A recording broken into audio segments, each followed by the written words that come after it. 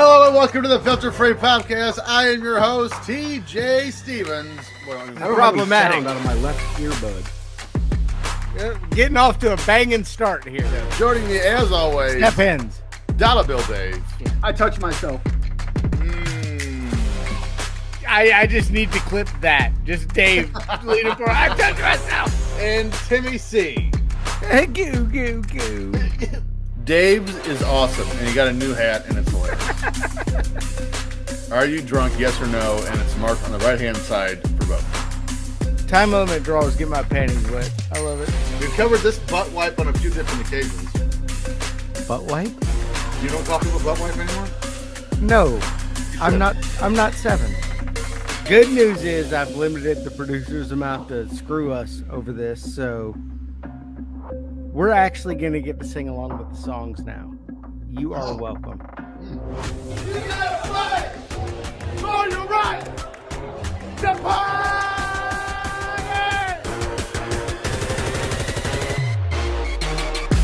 Hello and welcome to the Filter Free Podcast. I am your host, TJ Stevens. Step ins. Thank you. Joining me as always, Dollar Bill Dave. Here. And Timmy C. RoboCop. I mean, not quite. Close enough. You're close. My shit doesn't fall off like RoboCop did at WCW. His leg fell off with a thigh. Please remember to My arm fell off. damn mechanical bull. Hey, Please remember no, I've made this fit. Sorry, TJ. When my arm's fixed and I get back into shape, I'm going back out to Vegas and I'm gonna whip at some bitch ass that was running the bull.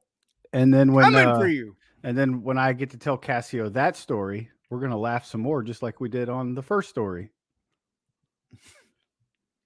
Idiot face. our friend of the Dave show, and his best friend Matt Cassio.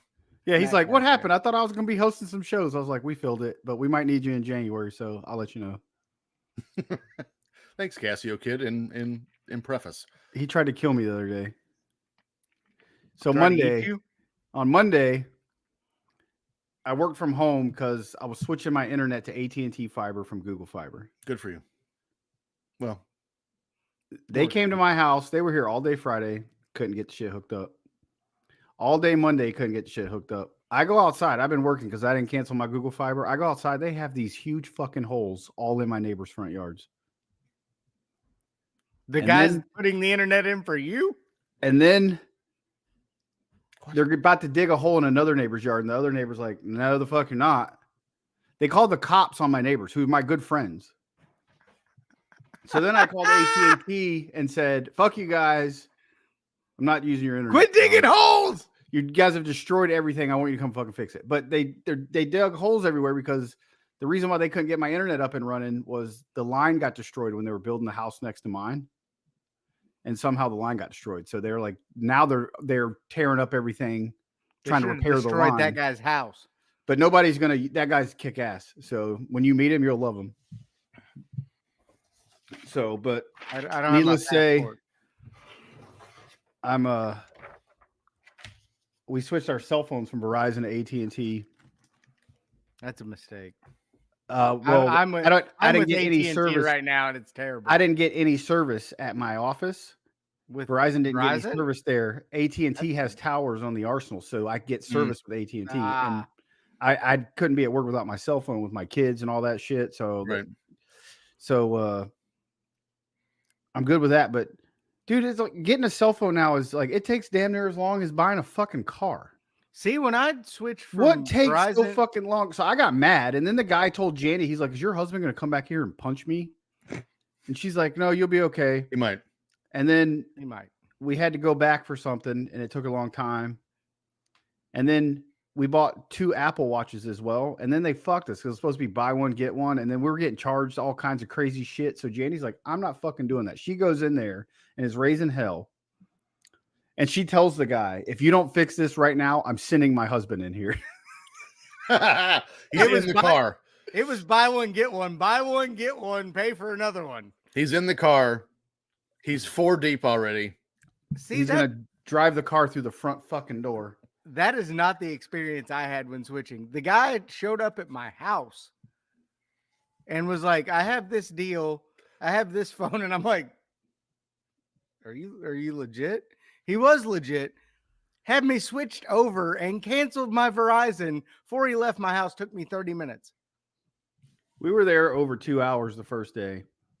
I'm going back to Verizon here. And then, real so soon. I had to go back yesterday because we were canceling. We got my oldest an iPhone. That sounds like a bad idea. And when Jandy went to cancel the 2 watches, they canceled 1 watch and the fucking iPhone. For your daughter? Yeah. So I had to go back there and get that shit fixed. And then there's a kid there, and they have the NFL network on the TV there with AT&T sponsorship with DirecTV and yada yada. Well, they own them. And it's the Rams versus the Rams versus the Ravens from last weekend.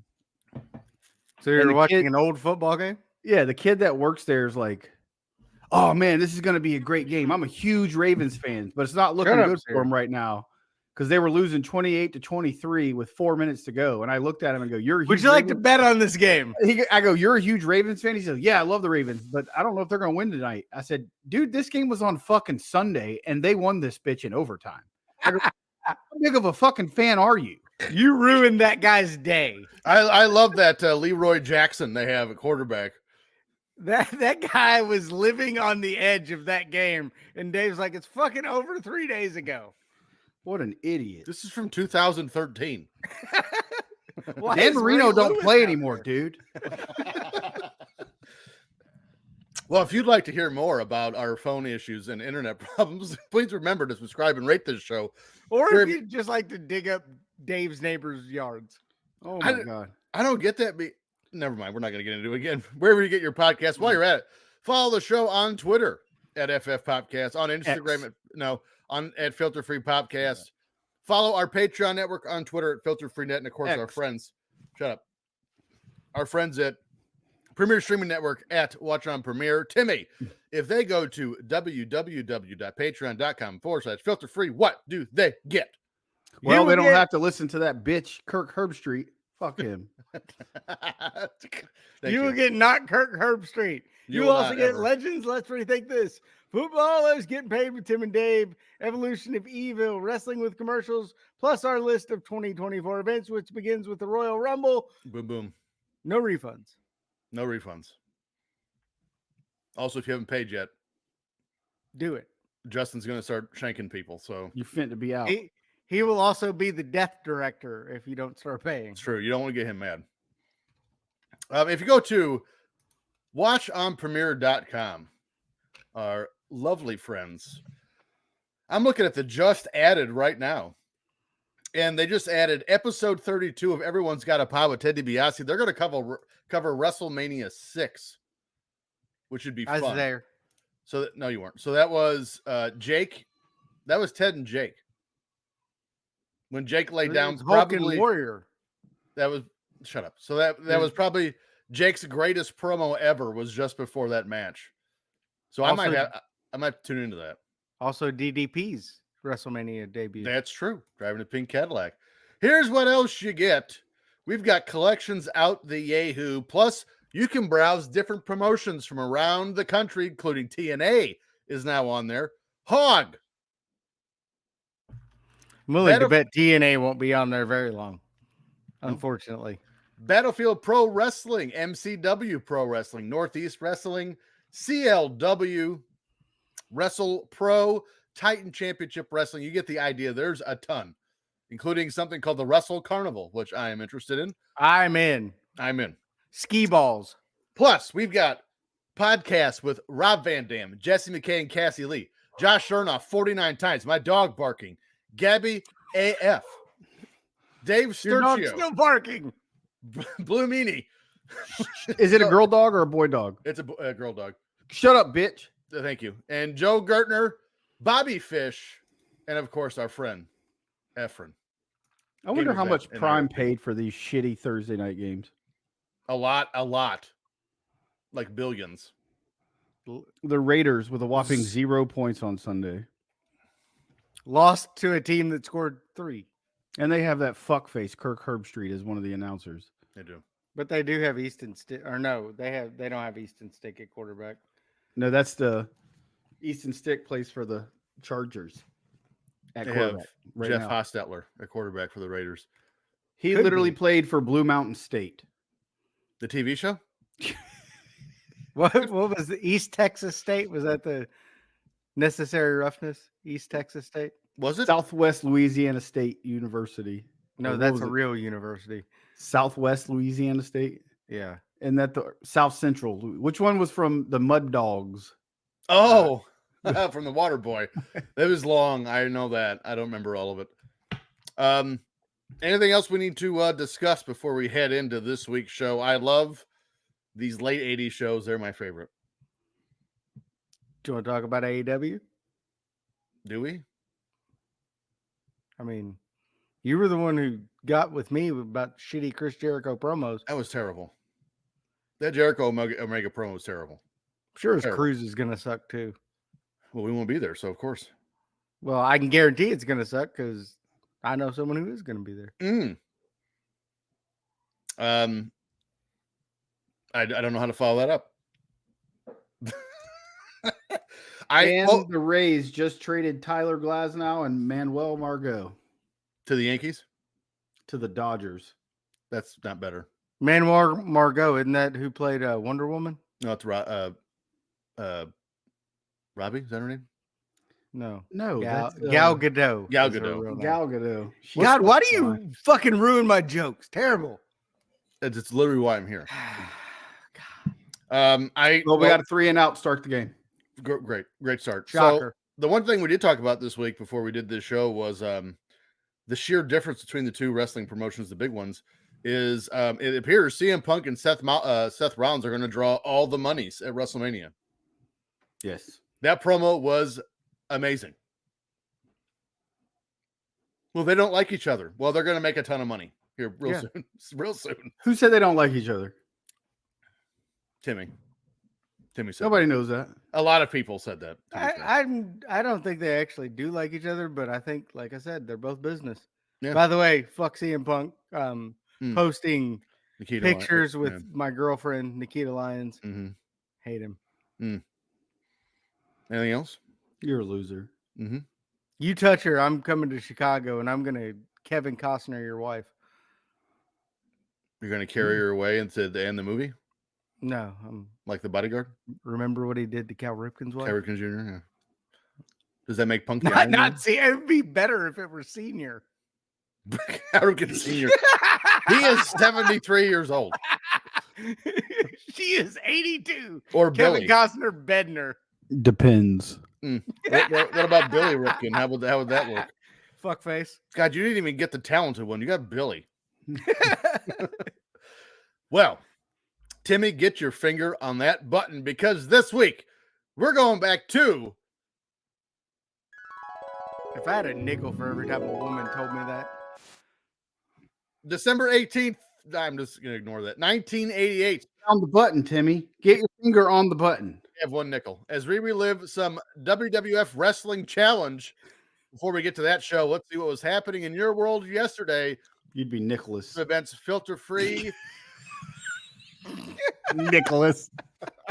Saint Nicholas. Up first. Stories that missed the cut. December 1st, a cyclone hits Bangladesh, killing 596 people and leaving 500,000 more homeless. Blue Cyclone. No? Really? Ray Stevens? She move her body like a cyclone. Thank you. Make me wanna do it all night long. Cincinnati had a hockey team called the Cyclones. Now they have the... No, it's Columbus I'm thinking of. They still have one. Sure. December 1st, Benazir Bhutto becomes the first female leader of her Muslim country as she is named the Prime Minister of Pakistan. Did she put her Bhutto in the bins there? I don't know what that means. Never mind. December 1st. NBC bids a then record $401 million to win the broadcasting rights for the 1992 Olympics in Barcelona. That was the first Olympics I remember watching.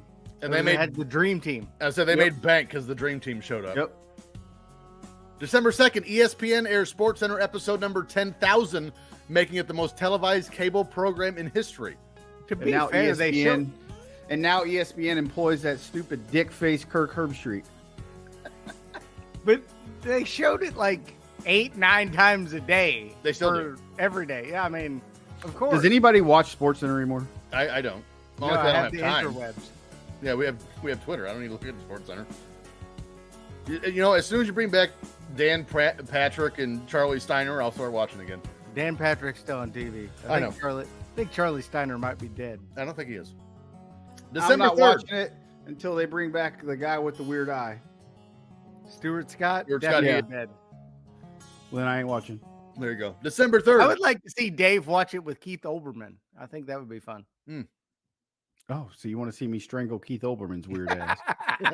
He is weird. December 3rd, to show you how packed 1988 was, Barry Sanders having arguably the greatest season of any position in college football and winning the Heisman gets bumped for another football story.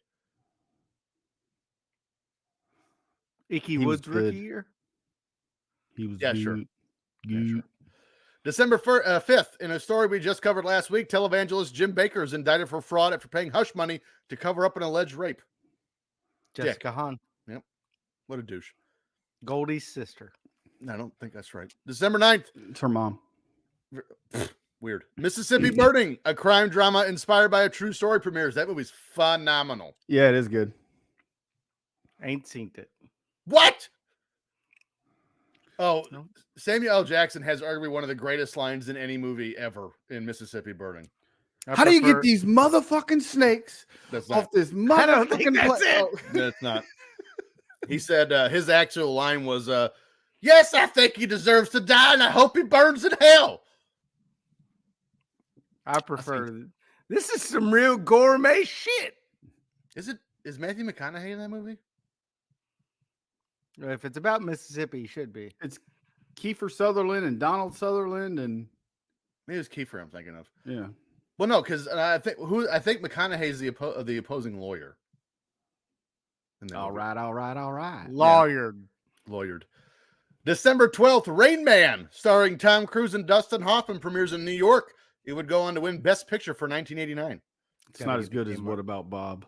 Got to get to Kmart, 400 Oak Street, Cincinnati, Ohio. It is the shit. It's not as good as What About Bob? Similar premise, but Sure.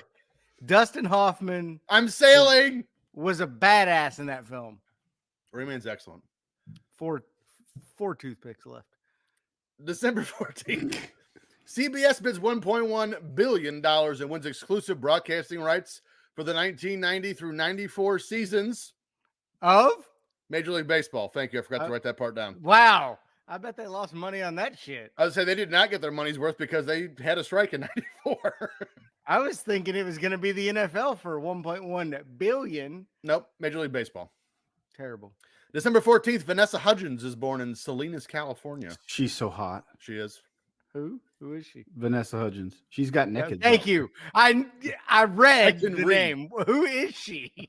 She's an actress, and she's got Thanks. nakeds out there. She does. Not asking anymore. I mean, you have a Google in your hand. Google her. You'll Okay. recognize her. She's fire too, dude. Except for she had bush. Yeah. Hold on. December 21st. Kentucky Tender sucks. What? What? I could have told you that. Try Grinder. Yeah, you have much better luck on Grindr. I'm willing to bet Kentucky Grinder even worse. Not a lot of teeth on Kentucky Grinder. I'm willing to bet. December Kentucky 21st, Tenders. Pan Am Flight 103 is destroyed by a terrorist bomb over Scotland, killing all 259 on board and 11 on the ground. Does that mean lots of people were killed? I get it. Get it. I mean, Was that the end of Pan Am there? it was close. Yeah, it wasn't too much longer after that. Which is weird. Why is Pan American flying over Scotland? That seems like they'd be near Pan America. Well, I mean, you can take American Airlines to Europe. Well, I mean, you can take like Djibouti Airlines out of Florida, but Pan Am. No. I think I mean, Alaska like taking- Airlines it's like flies taking from- Southwest to Canada. I've done that. Shouldn't. I No, you think I think we've put way too much thought into this. Okay. I took Southwest to the Middle East. Why don't Nonstop? you read the next shit story that missed the cut? That's impressive. It was nonstop. December 27th, Haley Williams, the lead singer of the band Paramore, is born in Meridian, Mississippi. Ain't it Who? fun? Ain't it fun, baby? I think we're finding out Timmy That is sounds very out of terrible. touch. No, she's a heavy metal band. They're phenomenal. Haley Williams is a ginger and she's hot. She's no Vanessa Hudgens. Okay. December 31st, Mario Lemieux of the NHL's Pittsburgh Penguins scores 5 goals and assists on the other 3 of the Penguins' 8 goals in their 8-6 win over the Devils. Each of his goals were scored in a different way: even strength, power play, shorthanded, penalty shot, and empty net. He still used the stick for every goal. He did. He didn't. That's not. Stories in the wheelhouse. He beat it. Shut the fuck up. He did. He won. December 1st, music legend Roy Orbison plays a concert at the Front Row Theater in Cleveland, Ohio. Little did ticket buyers know this would be the last live show from Orbison, as he would die 5 days later of a massive heart attack at the age of 52.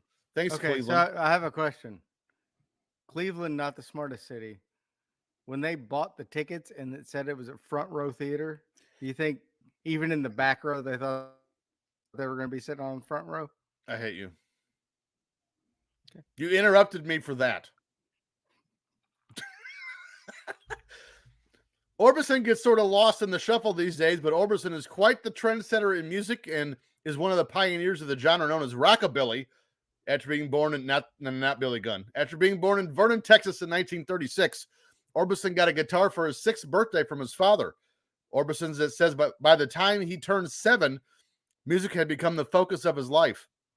In high school, Orbison would start a band called the Wink Westerners since they were living in Wink, Texas. Then in 1960, after leaving college, Orbison found himself in a group recording session with people that would become known as the Nashville A-Team. Tim, have you heard of the Nashville A-Team? Yeah, B.A. Baracus, Hannibal. No, that's just the A-Team. Oh, Here's the Nashville A-Team, just to name a few people: Eddie Arnold, Patsy Cline, Jim Reeves, Bob Dylan, Moon Mullican, Jerry Lee Lewis, gross, Brenda Lee, and some kid named Elvis Presley. love Jim Reeves in those Superman movies in the 80s. Nope. The horse kicked his ass. With the onset of the British invasion in 1964, the direction of pop music shifted dramatically, and most performers of Orbison's generation, which was freaking old, he was actually only 28 then, were driven from the charts because people wanted to hear "Love, Love Me Do," you know. Yeah, okay. The Beatles are good. Don't you sully the name of They the are Beatles. good. I'm not saying that the Beatles aren't good. Trash. You're trash. Shut up. They're While no on Beach tour, Boys. while on tour in the UK in 1966, Orbison broke his foot falling off a motorcycle in front of thousands of screaming fans at a racetrack. Probably not the best thing to be doing. He performed the show that evening in a cast. I feel you. What was he? Evil Knievel's like stunt double? What was he doing on a motorcycle? Why are you on a motorcycle in front of thousands of fans at a racetrack? Terrible. On June 6, 1966, when Orbison and his wife Claudette were riding home from Bristol, Tennessee, another racetrack, she struck the door of a pickup truck which had pulled out in front of her on Southwater Avenue in Gallatin, Tennessee, and died instantly. Wow. Ow. During a tour of Britain and playing Birmingham on Saturday, September 14th, 1968, he received the news that his home in Hendersonville, Tennessee had burned down and his 2 eldest sons had died. Jesus. Dude had a run of bad luck. I'm betting Jeff Jarrett was behind that house burning down, though. It's probably Jerry. Lynette Garrett. Lynette. Karen. It was Karen. By the way, I thought that dude was blind because of the glasses he wore. They were They were huge. so thick that, I was like, oh, he must be blind. He's like Stevie Wonder. So what I did not include in the notes, I think he had 6 brothers and sisters. They all wore those Died? glasses. No, they all Oh. wore those glasses. Oh. All of them. They're not very good at seeing. Mm-mm. Well, he was not very good at keeping people alive around him. So That's very mean. After feeling exhausted from his concert in Highland Heights, Ohio, Orbison Been returned home to Hendersonville, Tennessee to rest before he was to head off to London to film videos for the band The Traveling Wilburys. On December 6th, Orbison spent the day flying model airplanes with his bus driver and friend Benny Birchfield before eating dinner at Birchfield's home. Nerd. After dinner, Orbison excused himself to go to the bathroom and promptly collapsed and was rushed to the hospital, where he died of a heart attack at the age of 52. Throughout his career, Orbison released 23 studio albums, including his posthumous releases, selling more than 100 million records worldwide. Although the majority of his career was dominated by the likes of Elvis Presley and the Beatles, Orbison was a huge name in the music industry, and his top hit of all time, "Oh Pretty Woman," will live forever. Because of Julia Roberts. Pretty woman walking down the street. Pretty woman, I love to be my meat. Pretty woman, I believe. Wow, that's not bad. That is a good limited fake. I No like one it. will look as good as you. Mercy. December 2nd, the origin of the first gag ever perpetrated on this show 2.5 years ago, Naked Gun premieres. Naked. Thank you. The full title of the movie is The Naked Gun from the Naked. Files of Police Squad. This incredibly long title is because the movie was in fact based off the TV show named The Police Squad. The Police Squad began in 1982, airing on ABC, but only lasted 6 episodes. Apparently, they did half that many movies. No, they didn't. Apparently, the Yes, they cancellation. did. There's literally Naked Gun 33 1/3. They did 5 times the movies. They were not good at sequencing, though. That's not. Was Naked Gun, Naked Naked Gun Gun 2.5, Naked Naked Gun Gun 33 33 1/3. And they found The Undertaker. Apparently, the cancellation of the show didn't match the popularity of it, as the TV Guide made the 60 shows that were canceled too soon in 2010, and Police Squad was number 7. Here in this film, Police Lieutenant Frank Drebin is on vacation in Beirut. I mean, why? When he breaks up a meeting of America's greatest enemies, Idi Amin, Muammar Gaddafi, Ayatollah Khomeini, Yasser Arafat, Fidel Castro, and Mikhail Gorbachev. Of course, the rest of this film is all of the shenanigans to foil the plot against the U.S. The film was created on a $12 million budget and grossed $152.4 million in the box office. I'll take it. This movie is one of Dave's faves. It's one of everyone's faves. It's I solid. love this. Classic. I love all 3 of these movies. No. Yeah, you shut your whore mouth. Third one's terrible. Second Upon one's its initial release, The Naked Gun from the Files of Police Squad received critical acclaim and has since been regarded as one of the greatest comedy films of all time. true. On Rotten Tomatoes, The Naked Gun has a rating of 86% based on 57 reviews with an average rating of 7.5 out of 10. How is it not 12 out of 10? Should be 12.5 out of 10. 6.5 stars out of 5. The site's critical consensus reads, The Naked Gun is chock full of gags that are goofy, unapologetically... I'm sorry, what was that word? Unapologetically crass. I said And Unapologetically. Unapologetically. Roger Ebert of the Chicago Sun-Times gave the film 3.5 stars out of 4 because he's an idiot and said, the movie is as funny, let it be said, as any comedy released this year. You laugh, and then you laugh at yourself for laughing. Fat and dead. That is a great movie. Yes, correct. Supposedly they're making another one with Liam Neeson. No. What? Mm-hmm. No. What? It was, I think, Seth MacFarlane is the. Is Leslie Nielsen going to be in it? Well, he's He's dead. dead. What? Tupac made albums like 10 years after he died. Why can't Leslie Nielsen be Frank? Well, with Ocean? AI, just put him in there. Fuck it. That's all right. But yes, it's supposedly the script is written, and it's from the creator of Family Guy. Has it? I don't want to see any of that. I'll go see it. I'll Nope, watch not it. in. Naked. I'll be like 2 tickets. Naked Gun. I'll come to 50, Alabama just to watch 55 it. and a fifth. I'll come to watch it with you in Alabama, Dave. 444 and a fourth. I'll dig your yard. Fun facts. Susan Bobian played Mrs. Nordberg, the wife of the character played by O.J. Simpson. She didn't die. Many years later, Bobian starred in The People versus O.J. Simpson, talking about when O.J. killed his wife, which was the first season of FX crime anthology series American Crime Story about the O.J. Simpson murder trial. That was a good show. That was a good show. O.J. killing his wife? No, the show, dummy. Oh. Okay. Who played O.J. Simpson in that show? Al Cowlings. Cuba Gooding Jr. Oh, that's right. He's not big enough of an asshole to be OJ. Ricardo Montalban was cast as the antagonist Vincent Ludwig due to his performance as Khan Nui and Singh in Star Trek II, The Wrath of Khan. Tony. Yeah, well, also a villain. All of the scenes in the baseball stadium, which is at the end of the movie, were the first scenes filmed. They had to do this because the Dodgers season was getting ready to start and the stadium would not be available once the season started. Weren't they in the Anaheim played in stadium? Anaheim. Yeah, that's weird. No, they filmed it at Dodger Stadium. They played at Stadium? Dodger Stadium, but the Dodgers didn't want their name attached to the movies. That's why the Angels are playing there. That's dumb. I must kill the queen.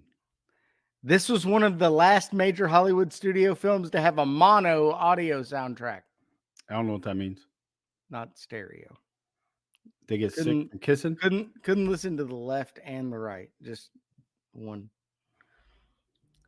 The character Ted Olson is based on Q from the James Bond movies. You guys seen those? Big fan of those. Like Q, Ted makes inventions which he provides Drebin. Ooh. Cuba Gooding's not a big enough Maybe asshole to play he OJ. is a big enough asshole. I beg to differ, sir. Yeah, you may be right. Well, we haven't done a story on Well, him. forcibly But it touching looks and like we murder are a should. little different. By the way, for the audio audience, on April 22nd, 2022, Cuba Gooding Jr.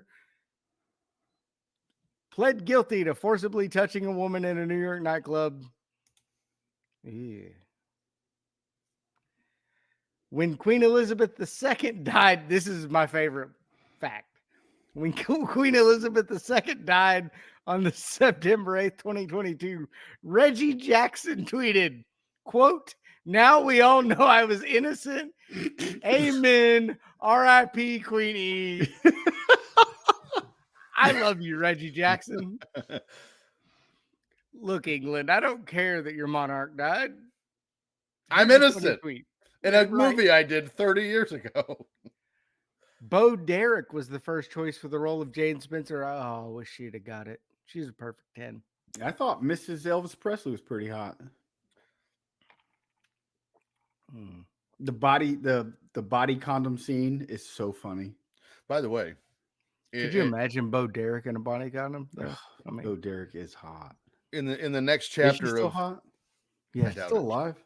Guarantee she's still hot. In the next even if chapter, she's dead, she's still hot. Whoa. I'm looking her up right now. In the next chapter of Fuck Cuba Gooding, on October 19th, 2020, a woman filed a lawsuit against Gooding, accusing him of raping her in 2013 in New York. The two parties came to a settlement. You know what that means? You know what he said? Still hot. Show me the pussy! No, and she said, "Show me the money, bitch." Yep. And he did. And he did. December 7th, one of baseball's biggest icons, and one could say he's still even. Well, he still is, even though he's been retired for 20 years or 30 years now. Well, how long has it been? He retired in 94, so it's been 25. Or no, 20. 29, stupid face. 29, yeah. I'm not good at it. Nolan Ryan leaves the Astros and heads downstate to Arlington and signs with the Texas Rangers. Here in 1988, Ryan was in his 22nd season, having played since 1966, with the exception of the 67 season when injury, illness, and the Army Reserves prevented that season from happening. The 41-year-old Ryan already had 7 All-Star appearances, 1 World Series title with the Miracle Mets, his only one, mind you, led the NL and ERA twice, including the season prior, led the league in strikeout 8 times. After a contract dispute with the Astros, Ryan then moved to the Rangers and became the first player to play for all 4 expansion teams of the original Major League expansion: the Mets, the Angels, the Astros / Colt 45s, and the Rangers. And 2 zigzags, baby. That's all Something we need. We can go to the park after dark, smoke that tumbleweed. Only one other player has done it since, and that was relief pitcher Darren Oliver, who made his debut in 1993 as a teammate of Ryan's. And Nolan Ryan did not disappoint here in 88, going 16-10 in the 89 season and led the league in strikeouts at 301. On August 22nd against the A's, Ryan became the first player in Major League history to throw for 5,000 strikeouts in a career when he struck out the greatest of all time, Rickey Henderson. Ryan threw a record 7 no-hitters during his Major League career, 3 more than any other pitcher. He's no Tom no-hitter in T-ball. He's no Tom Browning. Didn't throw a perfect game. The no-hitter spanned 3 decades of playing. That's crazy. He also beat the shit out of Robin Ventura. He did. True. In those 7 games, Ryan accumulated a total of 94 strikeouts to 26 walks, a ratio of 3.6 strikeouts per walk. Not great, actually. In all, Nolan Ryan holds 51 MLB records, and his stats are staggering. Dude had 5,714 career strikeouts. The next most is Randy Johnson, and he's almost 900 strikeouts behind Ryan. We'll get back to that. Ryan was elected to the Baseball Hall of Fame in 1999 in his first year of eligibility with 98.79% of the vote, 491 out of 497 possible. 6 votes short of a unanimous election and the 5th highest percentage in history, behind Mariano Rivera, Derek Jeter, Ken Griffey Jr., and Tom Seaver. Who were the 6 that voted against Nolan Ryan? Who's the one that voted against Derek Jeter? There's that also. 3 for Griffey. Yeah. And 5 for Seaver. I mean, Seaver's stupid, but... Cincinnati Reds legend, Tom Seaver. Ryan chose to wear a Rangers cap for his Hall of Fame plaque to reflect his Texas heritage. Stupid. As well as the fact that his 300th win, 5,000 strikeout, and last 2 no-hitters came as a Ranger. All right, I view this a little differently. Let's talk about it.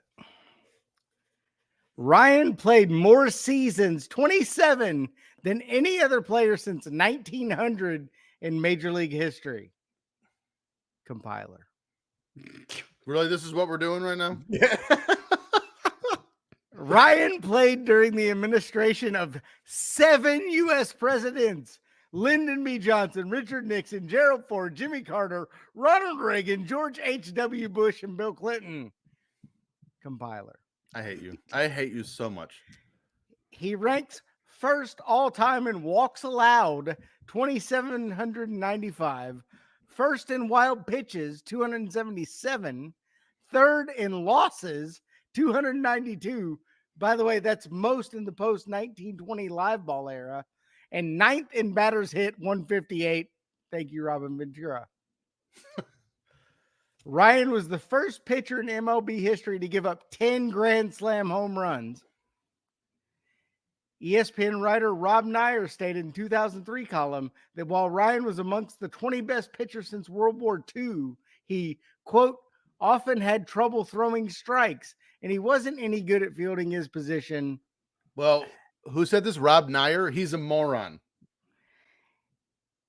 In 1995, the Texas state legislature declared State Highway 288, which passes near Alvin, as Nolan Ryan Expressway. It also compiles a lot of miles. So again, he had big problems throwing strikes. He threw 5,714 strikeouts.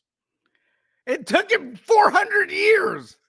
And what was the other dumb shit he said? Not good at fielding position. No, I said it. First all time in walks allowed, first in wild pitches, and third in losses. Well, again, as you just said, he played for 900 years.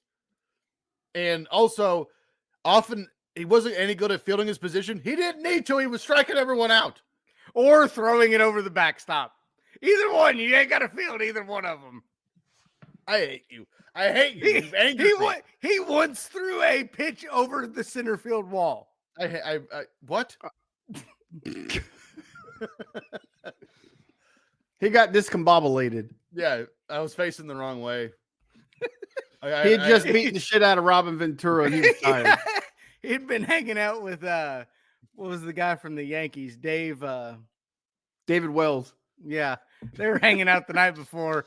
Ryan got turned around and threw one over center field wall. I had a couple Modelo's for the game today. Goddamn, December 31st. One of the most iconic football games of all time takes place as the Philadelphia Eagles travel to Soldier Field in Chicago to take on the Bears in the NFC divisional game. Although it sounds rather descriptive, this is the game now known as the Fog Bowl. The game already had intrigue as former Bears defensive coordinator, the one responsible for arguably the greatest defense ever, the 85 Bears, was now the head coach of the Eagles after Mike Ditka, his dumb face, chased him out of Chicago. Ditka's a terrible head coach, if you really look back on it. The starting quarterback of the Bears was Mike Tomczak, who's no Easton Stick, and filling in for an injured Jim McMahon. The first score of the game was when Tomczak connected on a 64-yard touchdown pass to Dennis McKinnon. The Eagles marched down the field on the next drive, but Luis Zendejas missed the 43-yard field goal. Seth Joyner then intercepted Tomczak. This time they would get the field goal. After very sloppy play by both offenses, the Bears went into halftime up 17-6. While both teams were in the locker room for halftime, the fog rolled in. After the dense fog rolled in, visibility was cut to about 15 to 20 yards for the remainder of the game. Philadelphia was able to move the ball effectively, all behind quarterback Randall Cunningham, who recorded 407 passing yards despite the low visibility, but they could not advance the ball into the end zone. Cunningham finished the game with 3 interceptions and 0 touchdowns, as all 4 scores for the Eagles were field goals. They lost 27-12. Could you imagine paying money to go to that game? And you didn't get to see any of it. Couldn't see shit. I don't know about it. Easton Stick, but Aiden O'Connell's having himself a game. Right. 21-0 in the first 21-0 with 3 minutes left in the first quarter. Whoa. They're on pace to beat them by 80. 84, really. All right. The links the fucking Bears will go to win a playoff game. This wasn't Literally. a playoff, stupid. Whatever. This was a playoff game. Yes. Shut up. It was a divisional round. I'm thinking December 1st. Shut up. This was a divisional round. There were literally 739 guys in Mike Ditka sweaters in the parking lot brandishing fog machines to make this happen. Bunch of bullshit. Actually, I had this talk at work with somebody a few days ago. Shout out to Nate if he listens to this show. Why would he not? Oh, I'm saying if he actually takes time to listen to it. If you discount 85 through 88, which again was a defense that Buddy Ryan built, the offense was never good. Ditka's and the Saints proved it. Ditka was not a good head coach. He had the worst trade in NFL history. Ricky Williams for the draft for the Saints. I agree. Because, if you disregard Nolan Ryan's no-hitters, strikeouts, and basically the 80s, he's not a very good pitcher either. Well, you still have the 60s and 70s. And the 50s. And the 50s. And the 40s. And the 40s. Maybe the 30s. He was playing with old 3-finger Mordecai Brown in 1909. If it wasn't for World War II, he'd have all the records. All right, pause. I got pee. You bitch. Motherfucker. God. Ready? Yeah. Well, now that we've gotten that Bears talk out of the way, which I always enjoy. Gross. And I'm probably the one Bears fan who will shit on Mike Ditka. I think. Whoa! I just did it. No, I'm just saying that you're going to get his sweater dirty. Well, he should change. I think you all know what it's time for. But today, I'm the greatest of all time.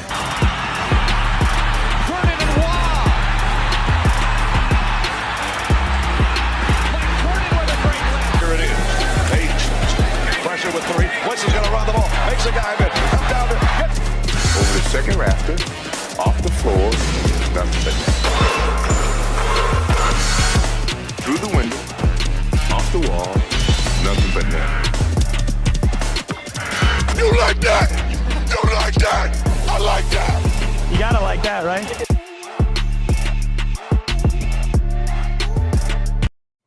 Here we go, Timmy. Kicking This is- Dave's ass. Sure you are. Dave is winning right now, 22-13. Woo! It's close. You have one more show after this to catch up. More on that. I won't be here. You You will. have this. You have to score 10 points in this game to win, or at least 10 more than Dave. You'll be there. Shut More up. on that in a bit. But let's see if Timmy can play some catch up here. We're going to start box score trivia with passing touchdown leaders for Boomer Esiason. 1988. Boomer Dan Marino. Esiason, second Ken O'Brien. with 28. What Joe did you Montana. do? Hold on. What I was the said first- Dan Marino and Dan- Joe Montana. Dan Marino tied for second with 28. Bernie Kosar. Joe Montana, no. Who did you? Randall Cunningham. Timeout. Montana tied for eighth with 18.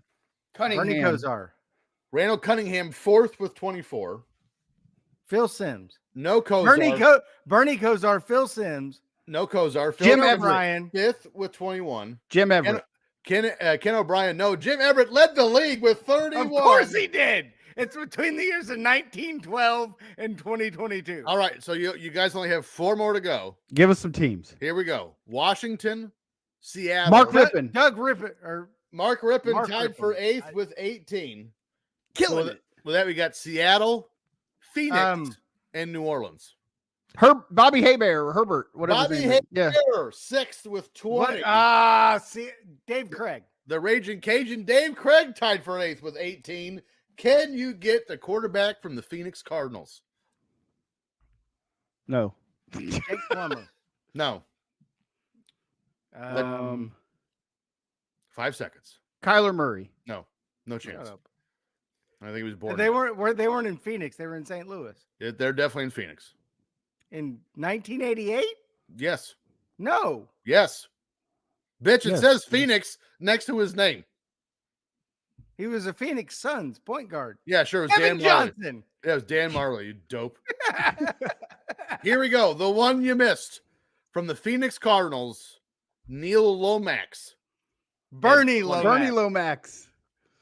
There you go. All of them but Neil Lomax. By the Very way, good. how was he? Was it 5-4 or 4-5? Or Right now it is 16-28.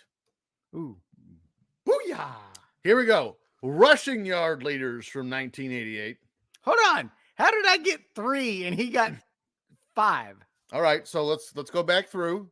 It Since was you're accusing me of cheating. So Timmy got Boomer Esiason, correct. Phil Sims, Correct. Dave Craig. Ken O'Brien. Was not on the list. He should have been. He wasn't. Dave got Jim Everett, Dan Marino, Randall Cunningham, Bobby Haybear, Joe Montana, and Mark Rippon. All right. 6-3. Funky math going on here. I just did it for you. Shut up. Rushing yard leaders for 1988. Eric Dickerson. Eric Dickerson led the league of the Indianapolis Colts, 1,659. Woods. Icky Woods, 9th. Wait, did Dave just guess Icky Woods? I started to say it. He took it from me. Oh, Timmy's done now at this point. He ain't got no one. James Brooks. James Brooks, no.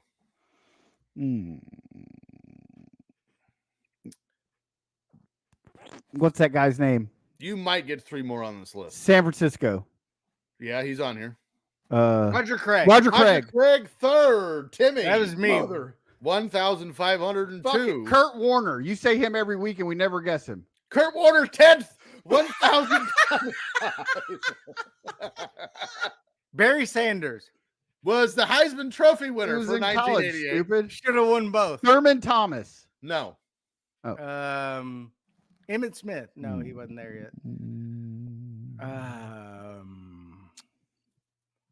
Herschel Walker. Second, 1,514. Bo Jackson. No. Oh. Marcus Allen. No. Jay Schrader. He's a quarterback. I'm going to act like you didn't say that. One more guess Christian from Okoye. No. One more guess from Dave. I'm going to give you teams. What the fuck? Well, I was going to say One more guess from Dave. I'm gonna give you all the teams. I was going to say one more guess for both, and you uttered your dumb shit. So now it's one guess from Dave. Yeah, idiot face. What are you talking about? I used him as a running back this time. Yeah, I don't know. Here we go. The Giants, the Bears, the Chargers, the Patriots, the Rams. Natron means. No. Oh. And you got 1 through 3. What were the teams again? Dave Meggett. No. The Giants. Actually, the Giants running back. Oh, no, wait. That was Otis Anderson. The Giants. Otis Anderson. No. The Bears. Anderson. Walter Payton. Who did Dave say? Neil Anderson. 7th of the Chicago Fred, Bears. yeah. 1,106. Neil Anderson? Yes. Peyton retired. Well, no, he played. I think Peyton was hurt here in '88. God damn it. So you William got- Perry. No, the Giants, the Chargers, the Patriots, and the Rams. You're not going to get any of these, by the way. Okay, well then keep going. Yeah, I'm out. Here we go. Here's the ones you missed. Of the New York Giants, 8th, Joe Morris, 1,083. Uncle Joe. 6th of the San Diego Chargers, Gary Anderson, who I thought was a kicker, 1,119. Pretty sure he was. 5th of the New England Patriots, John Stephens, 1,168. He's my uncle. And 4th, Greg Bell of the Rams, 1,212. On to Greg receptions, Bell. Timmy. It is 18 to 32. Jerry Rice. So here's what I'm going to do. All I need's 14 out of 10. Here's what I'm going to do. I'm going to give you the first 3 picks of reception leaders for 1988. I already said Jerry Rice. Who's not on the list? Oh, John Taylor. No. I got one. Let's see. There's a 49er on here, but it's not in neither Jerry Rice How is or it John not Taylor. Jerry Rice or John Taylor? It should be one of those.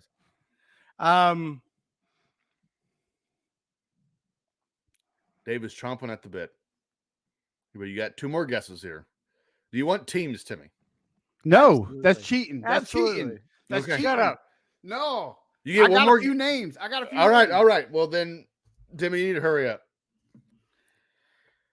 Mike Arvin wasn't in the league yet, was he? Correct. That's one of your guesses. There are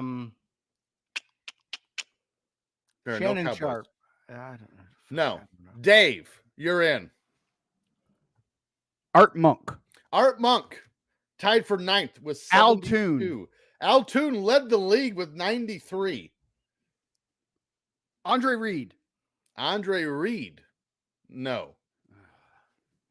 Thurman Thomas. No. There's Chris one running. Carter. Was Oh, he wait, there yet? there's 2 running backs on this list. Chris Carter, no. Clarence Carter. There is a Carter, but it ain't Clarence. Eric Dickerson. Eric Dickerson, no. 2 running backs and a tight end on this list. Herschel Walker. Herschel Walker, no. Keith Jackson. 6th of the Philadelphia Eagles, that's your tight end, 81. Bo Jackson. No. Marcus Allen. No. Eagles and the 49ers are the 2 running backs. Roger Craig. Roger Craig, 7th with 76. Cheater. The Eagles No. have the other running back. I don't know who that is. Yeah, I'm out. Not much of a passing All right. game here in 1988. Timmy, any more guesses? Are there Or any do- Bengals on the list? No, I haven't given you any teams either. Let's do it. All right, I'll give you the teams and I'll give you each one more guess. Houston Oilers, Minnesota Vikings, Chris Philadelphia- Carter. No, You Philadelphia already Eagles, said that. Washington, the Phoenix Cardinals. Washington with another? Yes, there was another one. The Damn. Phoenix. I almost said the Phoenix. Mark Suns. Duper. No, Mark Mark- Clayton. Super. Mark Clayton tied for 2nd with 86. I think you got that right on accident. Super. It's the duper. Marx brothers. So, what else? We got Phoenix Cardinals, New Orleans, the Rams are the other ones. The Rams. One more guess each. Cooper Cup. Senior. Senior. How dare you? 5 I'm seconds, out. Dave. I don't All know, right, here man. we go. Tied for 9th with Art Monk, Drew Hill, Anthony Carter. I love that Yeah. album. You should- How deep is your love for me? Anthony Carter of the Never was Minnesota gonna Vikings. be. Let me see that thong. And Philadelphia Eagles running back Keith Byers was the other one. The Eighth. bad news buyers. Ricky Sanders from Washington. Ronald Reagan's favorite wide receiver. 5th of the Phoenix Cardinals, J.T. Smith. 4th of the New Orleans Saints, Eric Martin. And tied for 2nd with Mark Clayton of the Rams, Henry Ellard. I knew next to none of those guys. Mm-mm. I'd heard of Ricky Sanders. And that's Sounds like he does box score cocaine. trivia with Nope. one. I want to go sacks this week for extra points. Oh shit! I need to pull it back up. Then I'll give Reggie you just White. a second. Reggie White. You guys go ahead and Lawrence Taylor. Kevin Green, Steve McMichael. Like, this is the wheelhouse of sacking. I need to pull it back up. I was not prepared. Ronnie Lott. He was still a safety. Was a safety. Yeah, you're doofus. Christian Okoye. All right, here we go. I have sacks pulled up. I am ready to go. Reggie We White. named like 18 of them. All right, Dave got Reggie White. He led the league with 18. Kevin Lawrence Green. Taylor. Kevin Green second, 16 and a half. Lawrence Taylor third, Steve 15 and a half. McMichael. Steve McMichael tied for 7th with 11 and a half. Bruce right, give it- Smith. No Bruce Smith. Give us teams now. The Raiders, the Rams, San Howie Fran- Long. No, San Francisco, Detroit, Green Bay, the Cardinals are the teams remaining. Are we going to know any of those other names? One for sure. You should know. That's the 49ers. He's got like 11 Super Bowl rings. Charles Ronnie Haley. Lott. Charles Haley tied for 7th with 11 and a half. There's no possible way you're going to get the other ones. So here's the rest of your top 10. Tied for 7th. Greg Townsend of the Raiders and Gary Jeter of the Rams. Derek's dad. Yep. 6th of the Detroit Lions, Mike Kofer, 12. 5th of the Green Bay Packers, Tim Harris. And of the Phoenix Cardinals, Freddie Joe Nunn with 14. I had a Jamie Joe Cofer Floyd? that went to high school with me. She was so hot. Freddie Joe Floyd. And just for the record, even if we did interceptions, Ronnie Lott, not on the list. He, Oh, no. you know what? If you did least fingers, Ronnie Lott would be there. I'm not sure about that. You think Go they're with Jason throwing Pierre-Paul. less fingers than Yeah, Ronnie yeah. Lott? He had 9.5. It's not like he had 2. Do you think that doesn't put him in the top 10?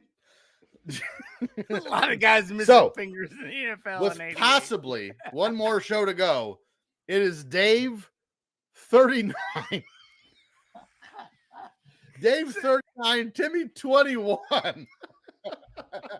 So if Dave is not here next week, You need to and get we do 3 20 right. categories, and I get all 10 of them, I win. no. you need do to get, you do a total of 16. You do 3 categories with 5 answers.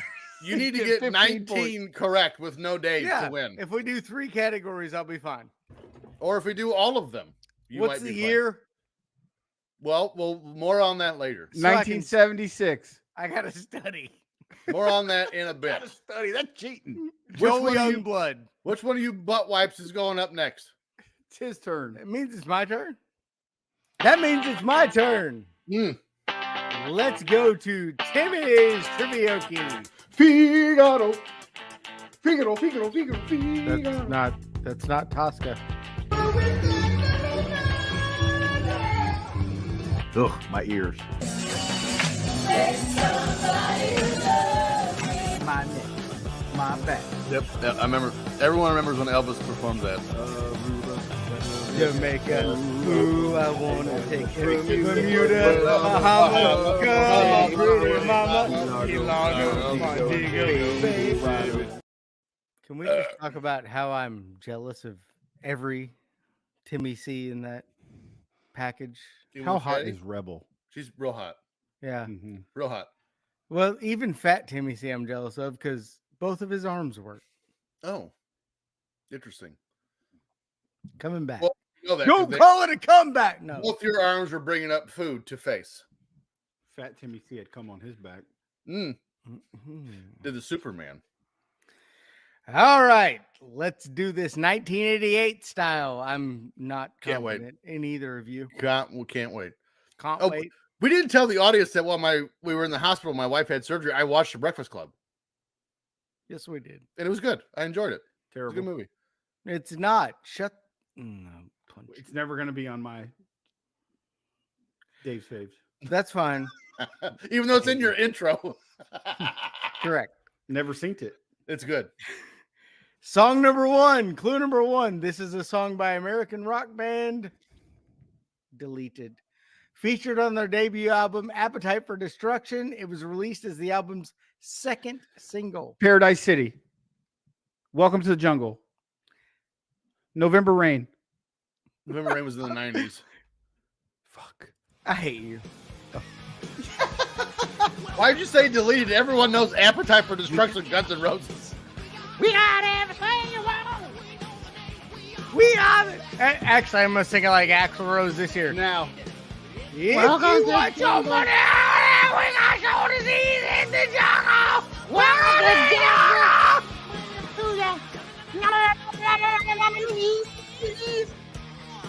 Like, I was watch you bleed.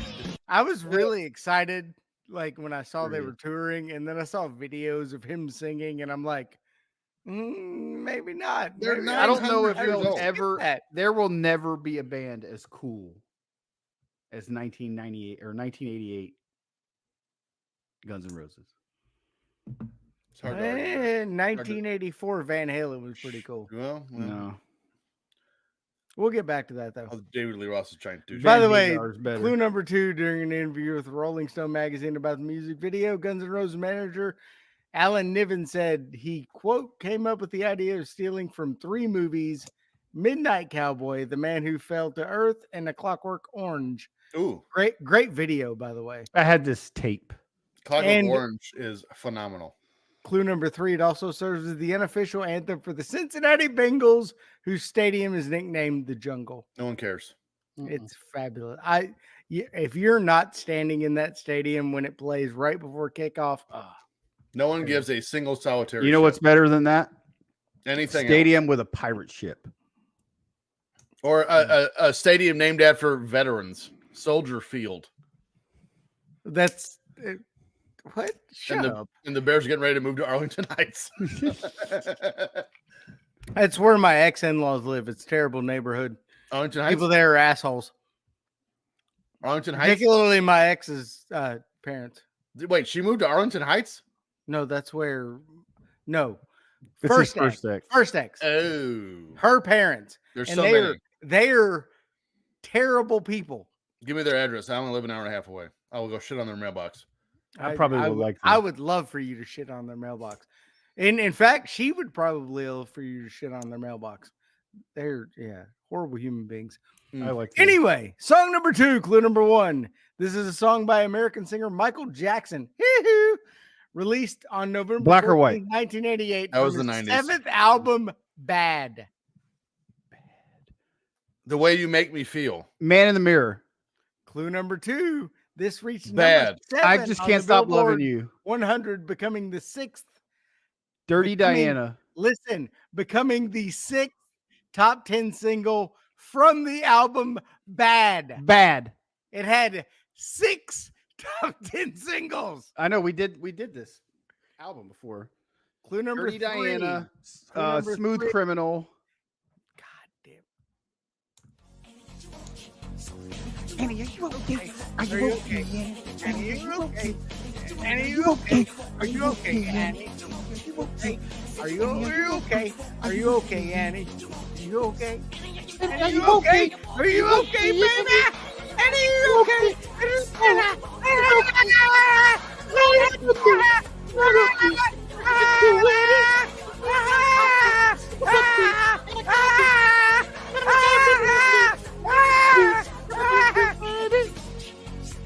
Annie, are you okay?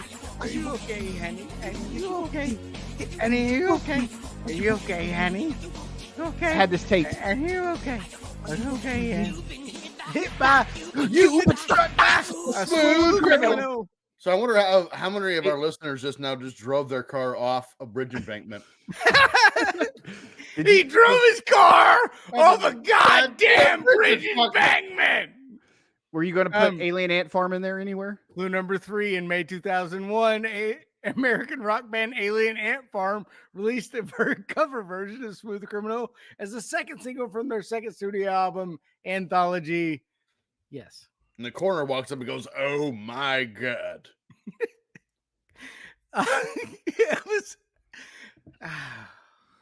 That was fun. Let's see if we can keep it going. I really thought I'd stump you with these, but Dave just started guessing songs off the album Bad. I had one. That's one of my favorite albums of all time. Make me feel. Well, there were 42 number 1 songs on And I it, named so. all of them. Song number 3, clue number 1. This is a single from the 1989 album Loped After Dark. We're doing 88, stupid. Okay. This song was released in 1988. The song was released in January 2024. Miley It might Cyrus. be. Clue number 2. The song uses an uncredited sample of Van Halen's Jamie's Crying from 1984. Van Hagar. Clue number 3. The title is a reference to the phrase "doing the wild thing," a euphemism Wild for Thing. sex. Wild Thing by Tone Loc. I got that one. TJ got it. Woo! I got the singer. When the though, so I weekend get- comes, I go No, get it's that wild bullshit. with the honeys. He said Tone Loc in the clue. Did he? Yes, he did. Oh, I didn't hear I said "loped after dark." I didn't give his name. Well, I said Because then Tone you, Loc. I get then double David points. go, I said Tone Loc and I said got Loc. it going on, baby doll. and I'm on fire. Said You're the king. I said, be my queen, if you know what I mean. And let's do the wild thing. Wild Thing. By the way, His- that that's from Jamie's Crying. Great. His performance in Heat is underappreciated. Not as good as his performance in Ace Ventura. Ace Ventura. Yes. I like where he said, "Man, I can't tell you this, man. I get killed." And Al Pacino goes, "People who get killed walking the doggy." Hey, Hit the Dave, clip. Now it's time for Game Fave. Have you seen it? You slip her the hot beef injection.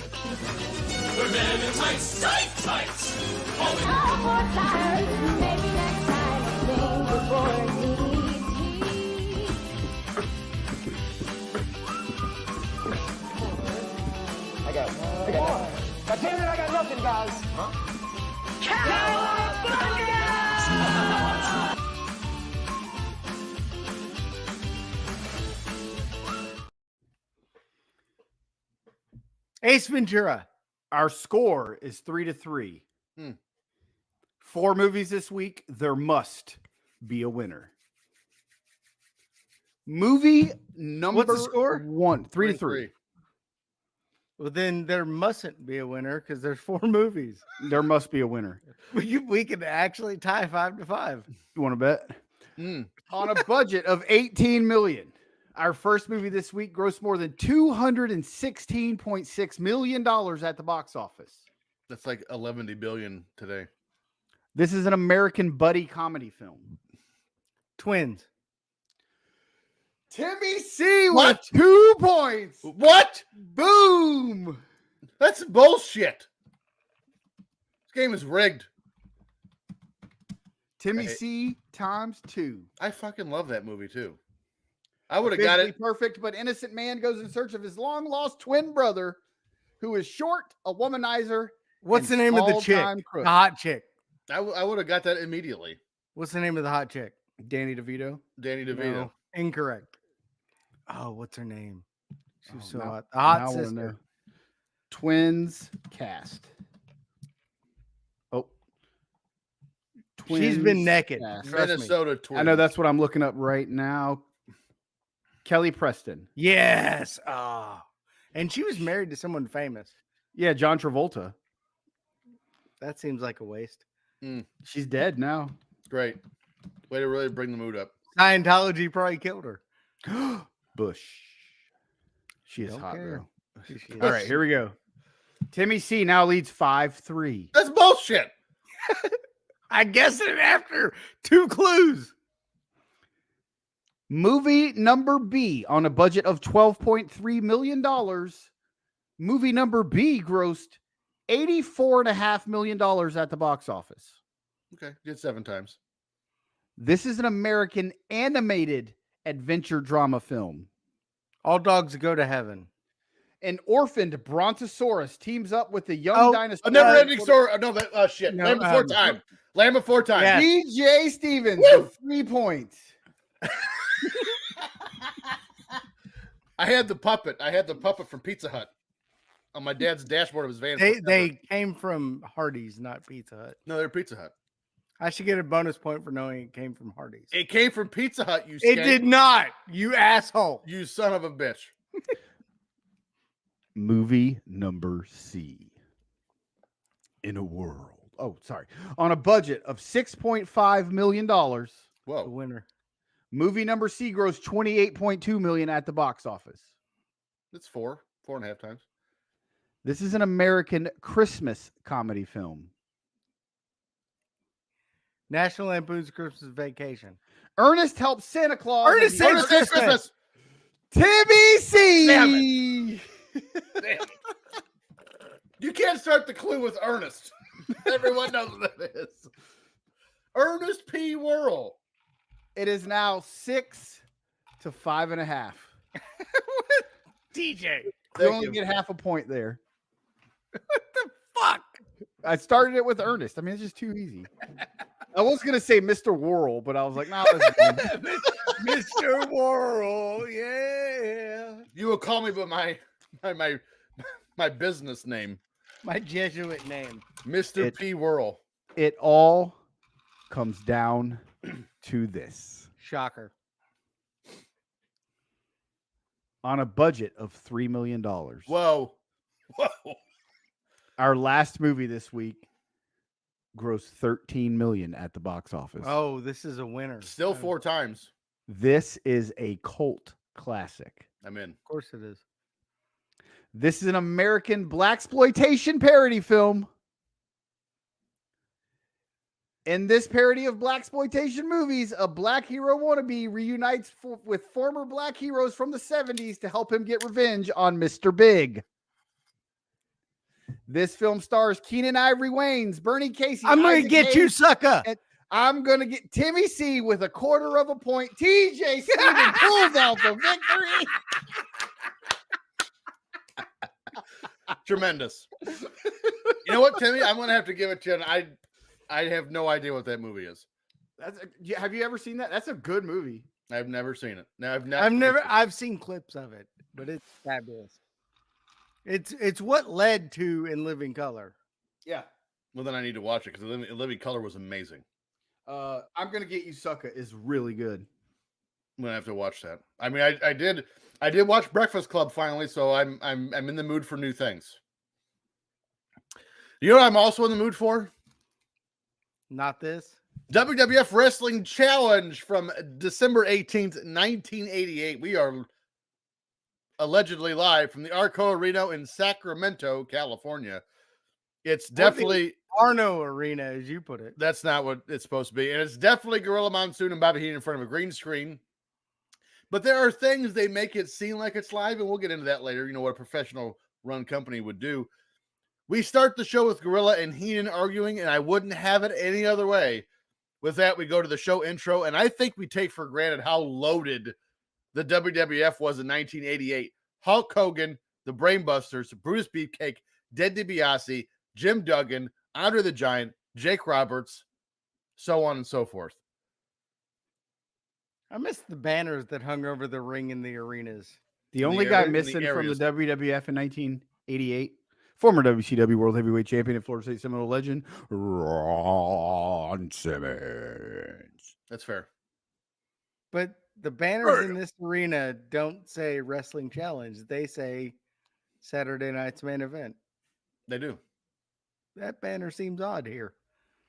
It's funny that you say that because my first note of match 1, Bruce Beefcake takes on jobber number 1. I don't know his name. His name was Jim Atkinson. I put it in the notes, you dickhead. I didn't watch it. I put everybody's name in here. All right, so a little behind the curtains. I did my notes like 15 minutes before we started recording.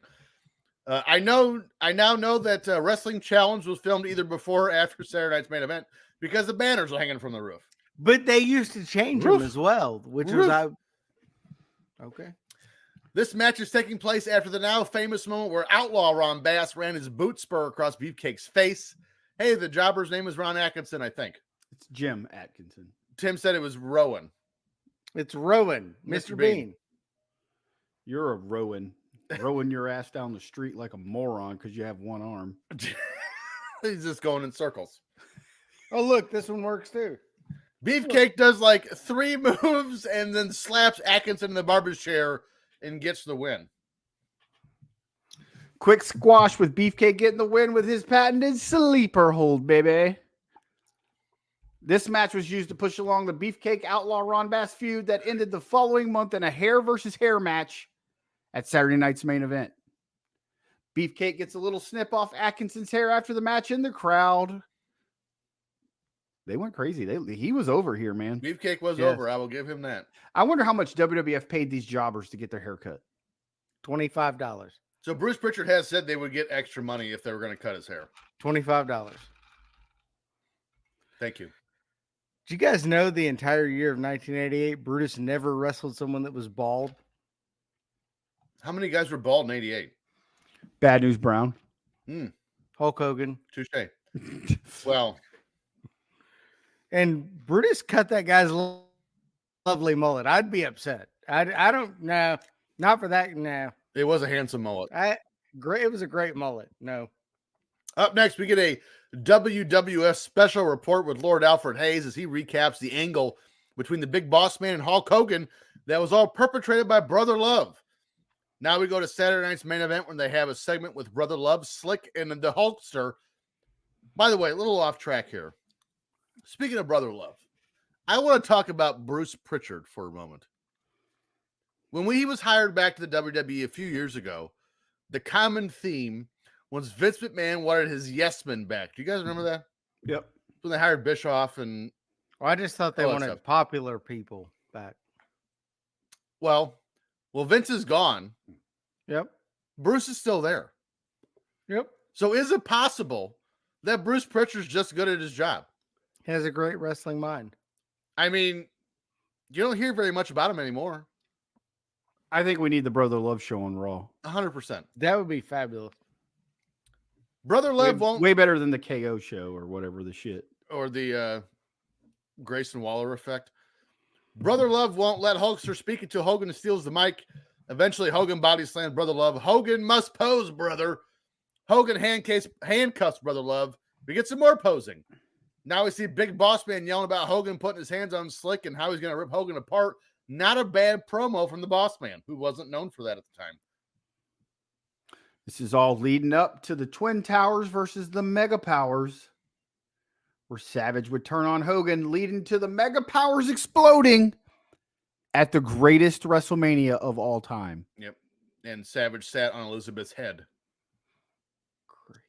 What? WrestleMania 5 is the greatest WrestleMania of all time. Absolutely. It's top 3, easily. Still. All right. I watched it live. Y'all know.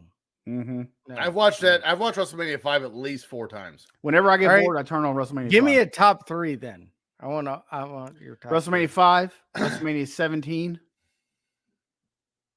and probably WrestleMania 14. I'd go 5, 15 for Rock Austin 1. Well, no, because the rest of that show was shit. Yeah. I liked 14. 14 was good. I'll do 5, 17, and 19.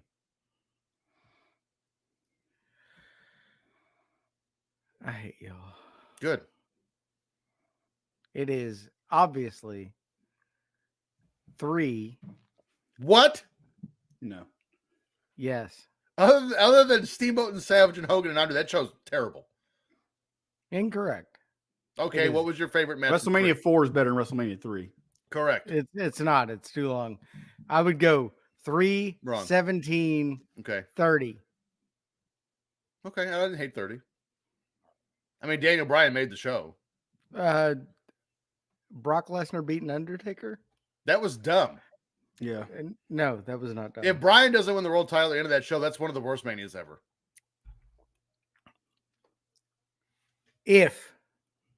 I'm just saying.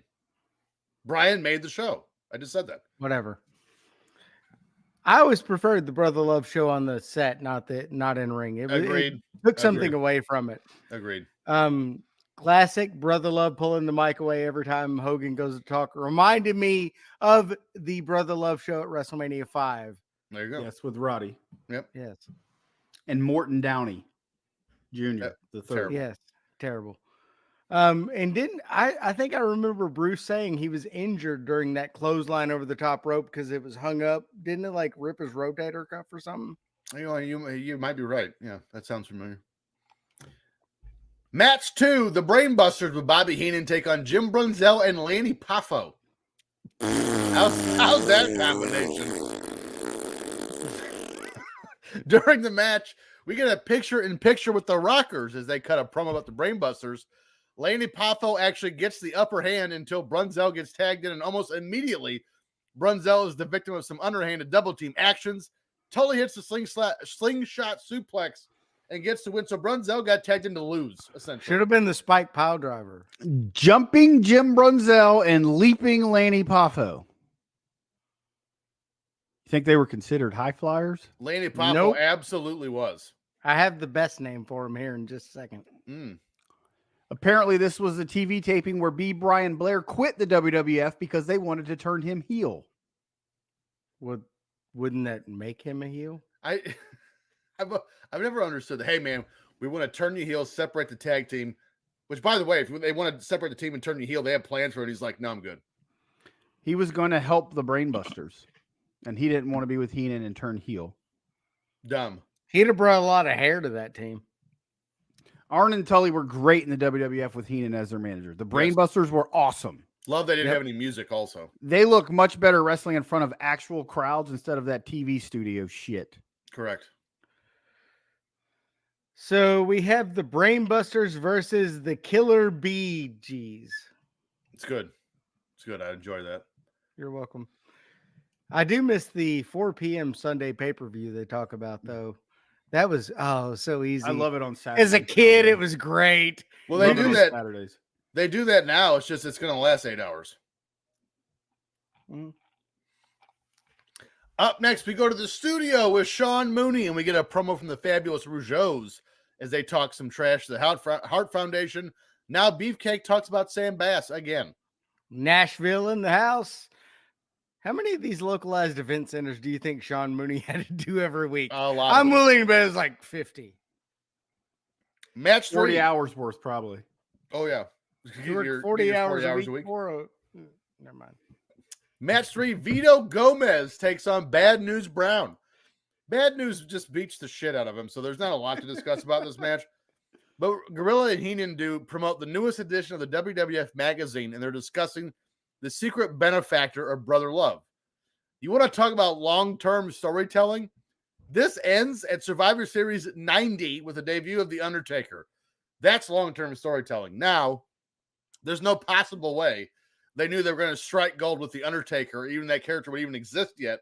But they were doing the benefactor angle, waiting for the right moment for the payoff.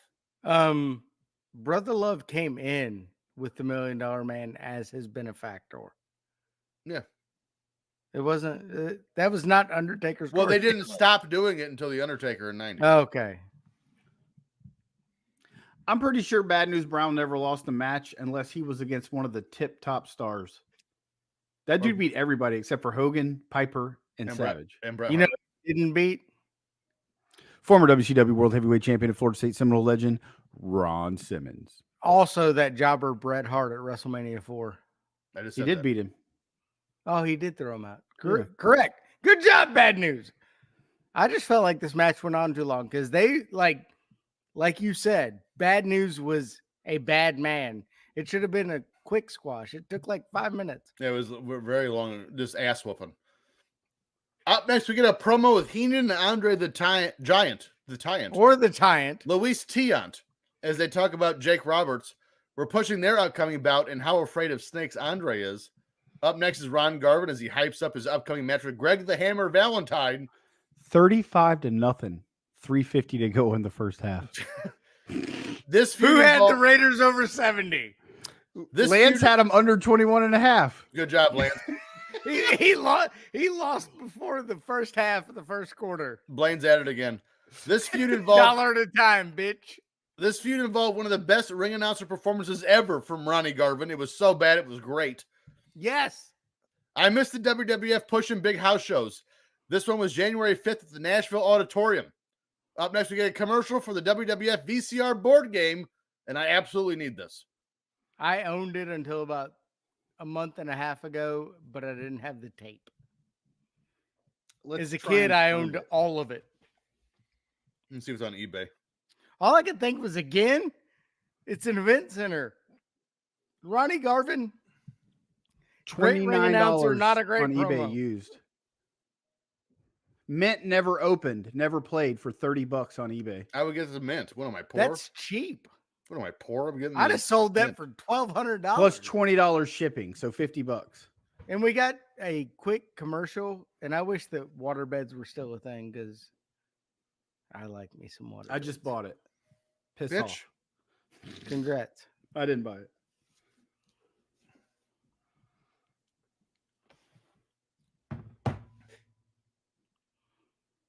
I'm up next. Match 4. Ted DiBiase. I'm sorry, I was on eBay. Ted DiBiase with Virgil takes on blonde mullet guy. Mullet man jumps DiBiase from behind and tries to score the upset with 2 near falls. But then Ted gets back in control. Now we get another picture-in-picture, this time with Hercules, as he says he's coming after Ted DiBiase. Is that Tim Horner? It is good old White Lightning in the ring with the $1 Million Man. Wow. $1 Million Dream is slapped on, and that's all she wrote. DiBiase wins a pretty quick one, although White Lightning got a little bit of offense in this match. He did. Probably would have been better had he taken the payoff before the match. Yeah, the $1 Million Man having Hercules as a slave. Not the best look. Also, when Ted DiBiase, Ted DiBiase was always billed at 270, which made me laugh because there's no way he was. But Hercules is like 300 solid pectoral muscle. So Probably wasn't actually. who? Hercules. 270s big. No, 300. DiBiase was billed at 270. COVID. There's no chance Ted DiBiase weighed 270 pounds. He's like 230, 240. Up next, we see Mean Gene Okerlund as Jake Roberts makes his way into the arena. We recap his feud with Andre, and specifically Jake throwing Damien onto Andre. I can listen to late 80s, early 90s Jake cutting promos all day long. Andre and his fear of snakes was awesome. It was a fun angle for me as a kid. I love this shit. I just thought Jake had some great hair. It was legendary. It looked good. It was a good mullet. That was a good quality mullet right there. That's mullet Hall of Fame. Not as good as the one that Brutus got earlier. Boy, I don't know. Match 5, King Haku with Bobby Heenan takes on Scott Casey. We get another picture-in-picture here with King Harley Race, and he's going to make Haku bow to the real king of the WWF. Casey's actually getting some offense in until he charges into the corner, catches the sidekick to the mush, and Haku gets the win. I'm pretty sure we've seen this Scott Casey guy in some world-class episodes we've covered in the past. We have. I think he's been on some NWA shows also. I loved Haku's thrust kick, man. That thing was epic. Probably because he was actually kicking someone's face in. Yeah. I love squash matches. They're the best. They're great. Scott Casey actually got a pay-per-view payday from being on Survivor Series this year, 1988. 88, yeah. He took Brunzell's spot. Yep.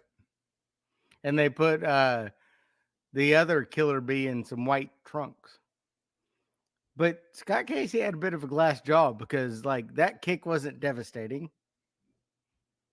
I mean, it didn't look like it because I don't think it was a worked kick, but I think Haku actually kicked him in the face. Oh, maybe that was it. We're back. Fuck your payday. Yeah. Bitch. That third elbow's a little snug. We're back with Sean Mooney as we talk about the Royal Rumble on January 15th, 1989. I was there. Live from the Summit in Houston. What? I was there. And the Summit you in weren't. Houston in 89? Yeah. Good for You you. were -2. In 89? I was 4. I was 8. Well, I was 7. I was about to turn 4. I And he wasn't actually there. tells us the rules of the Rumble match, which is always nice when you remind. War Games this year. They told us the rules. Thank you. And now I know how they can. Although it's dumb that if you leave the cage, you forfeit the match. I didn't like that. Why is there not a roof on it? Roof. Now we go through the list. Roof. Now we go through the list of participants, and again, it's stacked, and also the Red Rooster. A third event center? Are you serious? I don't think we're done yet.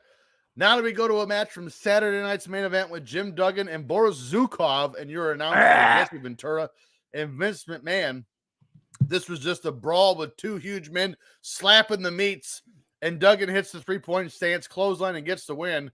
Apparently, this was a flag match as well, so we get to hear the Star Spangled Banner afterwards with a giant flag coming down from the rafters.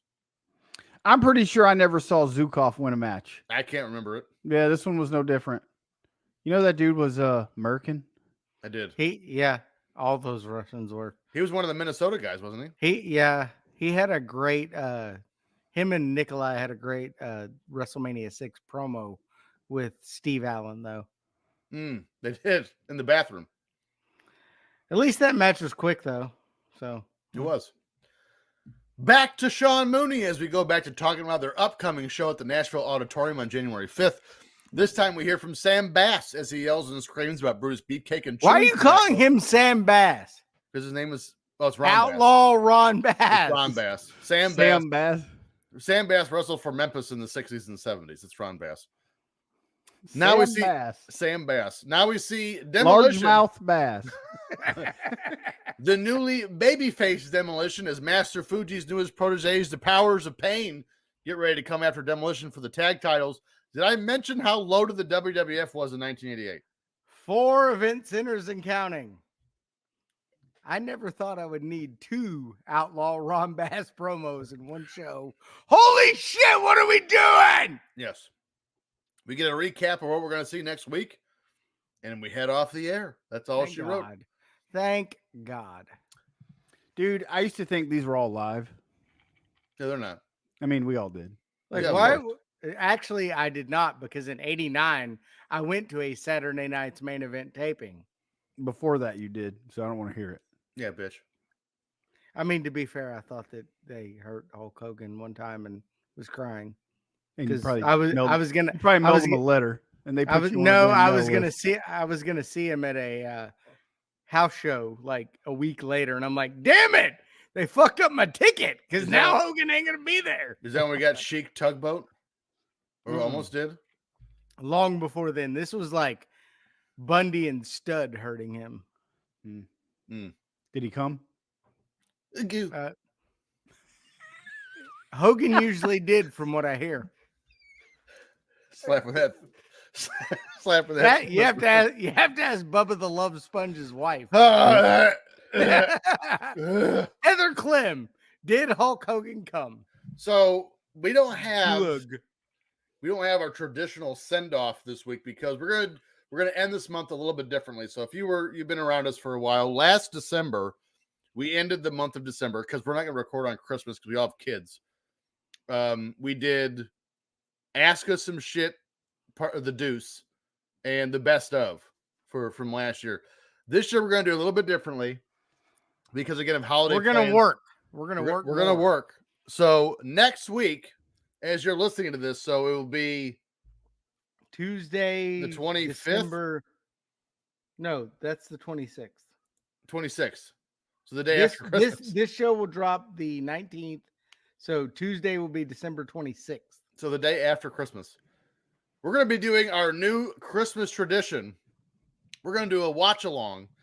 We're going to do a watch along of the first Starrcade that took place at Christmas as opposed to Thanksgiving, which was Starrcade 88. So if you were listening to this show or watching it, and man was like, man, there's a lot of stories that missed the cut. I would have loved they would have covered. We're going to be covering them on that show. Watch along, Starrcade 88, and then we're going to end the month with our interview from this past summer with Nick Aldis, the now general manager of SmackDown. He was not at the time. So that's how we're going to end this month. I think we should probably sit down and record some backstory for that. I think that would be fun. I don't know about that, Tim. Maybe for Patreon. Ooh. We'll record it for Patreon. There you go. That I like. Patreon.com/filterfree. You will get a intriguing backstory about Nick Aldis. I will preface that. And us. And listen, don't go running off into it's nothing negative. Nothing negative at all. But not negative. there is a completely juicy backstory. Yes. Absolutely. So that's how we're gonna end the month. Starrcade 88 watch along, and then our interview with Nick Aldis from this past summer, which happened for a reason, and then our Patreon exclusive Nick Aldis backstory to why that interview happened. There you go. I like that. Good job, Timmy. You're welcome. So, as for us on our social media platforms, follow me on X.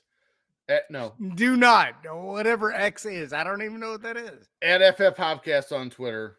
FF Twitter Podcast on Instagram. You can follow us on our personal accounts at Timmy. At Timmy C1979. Dollar Bill Dave. On X. At Dave in the HSV. Can we at least call it like Twix? Ooh. Oh, I love Twixes. Yes. Me too. I just had 4 cookies and cream Twix today for lunch. Fatty. I am a fatty. And I am at T Stevens 91. Next week, you heard what we're doing. Starrcade 88. Mark your calendars. The 26th. Watch along. Watch along live. That will be live 7 p.m. Central Time. Starrcade 88. Watch along. So, do not expect an audio show to drop. No, that week there will not be one, just video. Do not expect an audio show to drop. Find us that night, 7 p.m., the night after Christmas. Yes. For us live for 3 hours. Us, you mean you and TJ. I will not be there. And this is Timmy's time the to good catch part. up on Box Score Trivia. I will try to drop in some, but I will have a house full of people. So perfect. You just take a little 1980s mic around, and what do you think about Starrcast 88? My mother-in-law. What? My sister-in-law. That guy looks buff. Yeah, he's Lex Luger. It's now 42-0, and we're at not even at halftime. Wow. Jesus. Way to go, Blaine. $1 Has the coach at a time. ever been fired at halftime? We might see one tonight. Dave, do you have a joke of the week to send us off here? Joke of the week. Thank you. Why did the blind man fall into a well? Because he couldn't see? That's the obvious one, yeah.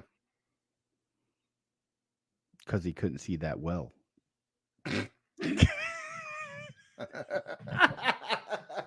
I hate y'all.